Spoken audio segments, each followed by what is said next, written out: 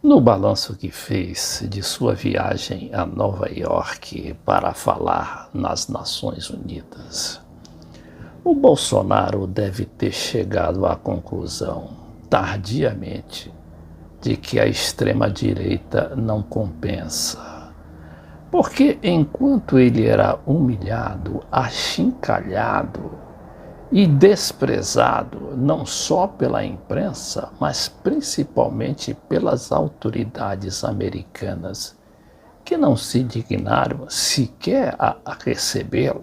Seu contraponto na esquerda latino-americana, o presidente da Venezuela, Nicolás Maduro, furava o bloqueio americano e chegava à cidade do México para ser recebido com honras e glórias na cúpula da CELAC, que reuniu nada menos que 18 chefes de Estado.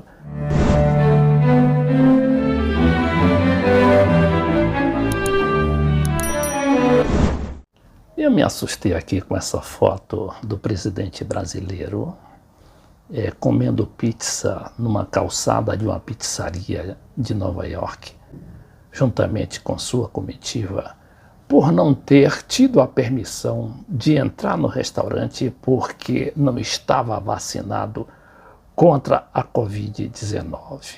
E aí eu me lembrei de um caso passado em 1960 com Fidel Castro, que não é propriamente idêntico, mas mais ou menos parecido, porque o Fidel Castro soube reverter o boicote que lhe fizeram os hotéis de Nova York, inclusive para hospedá-lo, o que já naquela época contrariava abertamente os tratados internacionais, porque Nova York é a sede da ONU, das Nações Unidas, e tem a obrigação de tratar bem os seus hóspedes.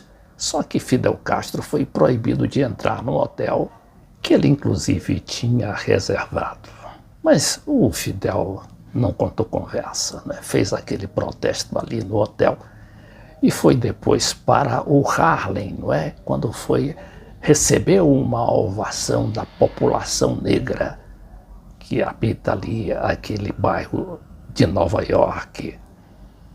E depois disso, o Fidel fez um discurso de 4 horas e 22 minutos nas Nações Unidas, e cujas palavras repercutem até hoje, passados todos esses anos. Ele também aproveitou a oportunidade para encontrar-se com o líder soviético Nikita Khrushchev. E olha que o Fidel ainda não tinha optado por aliar-se com aquele principal inimigo de Washington.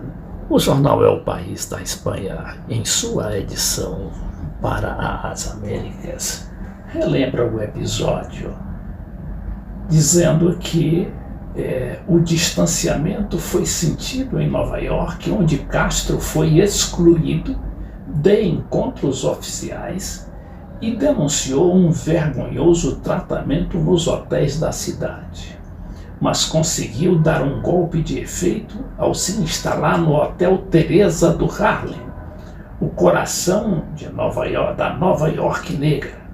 Lá recebeu o Malcolm X, o defensor dos direitos civis dos negros, e lá se encontrou pela primeira vez com o líder soviético Nikita Khrushchev, sem saber que 2 anos mais tarde ambos seriam os principais protagonistas da crise dos mísseis que deixou o mundo próximo de uma guerra nuclear. É claro que não tem termos de comparação, mas a verdade é que o Bolsonaro foi obrigado a passar por todos aqueles vexames e ainda ter na sua comitiva nada menos que 2 membros contaminados pela Covid, aquela doença que ele insiste em negar, e chegou ao Brasil quase que cabisbaixo, como diz aqui esse material da Folha de São Paulo. Bolsonaro cancela encontro com atletas olímpicos após Covid-19 de Queiroga, que é o seu ministro da Saúde. O presidente Bolsonaro cancelou o encontro que teria nesta quinta-feira em Brasília com os atletas olímpicos brasileiros que participaram dos Jogos de Tóquio. O motivo foi a contaminação pela Covid-19 do ministro da Saúde, Marcelo Queiroga, com quem Bolsonaro esteve em contato nos últimos dias durante a Assembleia Geral da ONU em Nova York. Que saudades não deve fazer o Trump ao Bolsonaro, não é? Porque o Biden mal se deu ao trabalho de cumprimentá-lo na sede das Nações Unidas, onde também se encontrava o presidente brasileiro. E olha que o Brasil tem um lugar de honra nas Nações Unidas por causa da tradição histórica, não é?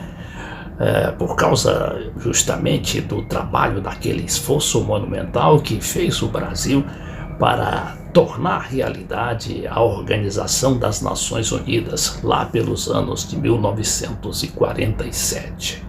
O Brasil, então, foi privilegiado porque o primeiro presidente a falar nas suas assembleias é justamente o Brasil. E o Bolsonaro teve esse privilégio. Mas cadê o Biden para cumprimentá-lo? E muito menos para aplaudir o seu discurso. E o Bolsonaro teve de se contentar, não é, em ser recebido pelo primeiro-ministro inglês, o Boris Johnson. Ora, o Boris Johnson, tendo interesses muito claros aqui no Brasil por causa das empresas inglesas, e queria ali paparicar o Bolsonaro, mas mesmo assim cobrou-lhe pelo fato de Bolsonaro não ter se vacinado. Aconselhou, inclusive, a usar a vacina inglesa, a AstraZeneca. E quais foram os outros chefes de Estado que o Bolsonaro recebeu? Olha, ele ficou ali nas rebarbas da Europa, não é? Se encontrando com dois também homens de direita, de extrema direita, como é o presidente da Polônia e o presidente da Hungria. E daí não passou. E o Maduro praticamente ali isolado em Caracas, quase que proibido de viajar, porque tinha sua cabeça prêmio, 15 milhões de dólares para quem o encontrasse e o entregasse para os Estados Unidos. O Maduro chega de repente à reunião da CELAC, que é a cúpula, não é, daquela organização latino-americana fundada inclusive pelo Hugo Chávez, mas que vinha sendo boicotada e que o presidente do México resolveu reabilitá-la.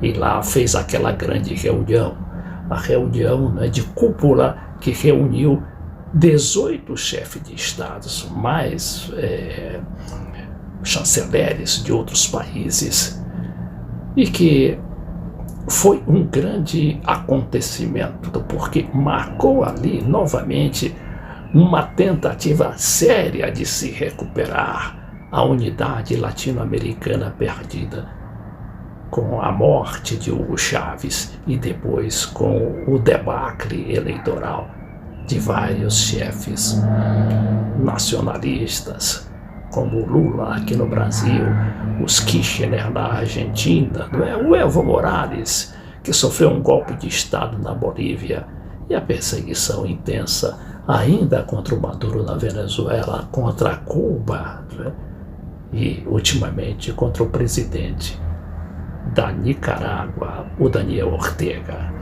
Vejamos aqui esse material da Deutsche Welle, da Alemanha. Aterrissando em México, mira. Isso é o Maduro aterrissando no México, no seu avião, não é? Lá da Conviasa, a empresa aérea da Venezuela. Então, de surpresa e bom humor,